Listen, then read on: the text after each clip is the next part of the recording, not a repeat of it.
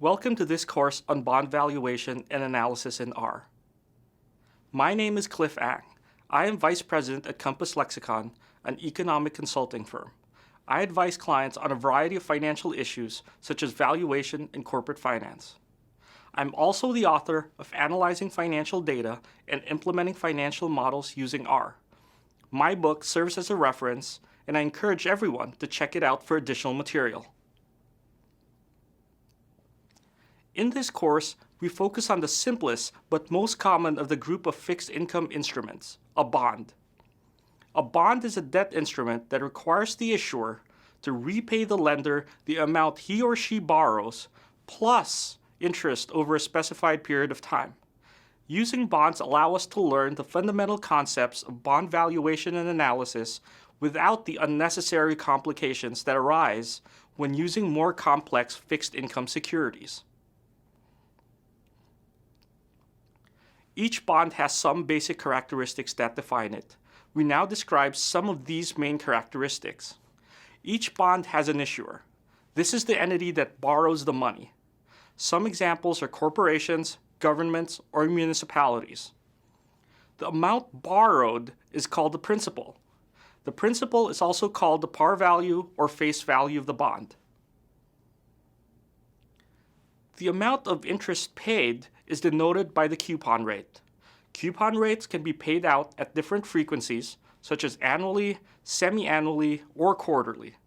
Coupons can be fixed for the life of the bond, or they can be floating, meaning they change at each payment period. Most bonds have a maturity date.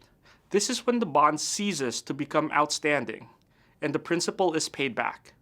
However, some bonds don't mature. An example are consul bonds issued by the British government. Finally, some bonds also have embedded options. These are features that change the cash flow profile of a bond, such as cutting short the maturity of the bond. An example of this is a callable bond, where the issuer can buy back the bond from the investor earlier than the original maturity date. Bonds with embedded options generally require more complex analyses and are beyond the scope of this course. To focus on the fundamental concepts of bond valuation and analysis, we will conduct analysis on a simple yet realistic bond for the duration of this course. We will use bonds that pay fixed annual coupons. Our bond will also have a fixed maturity date with no embedded options.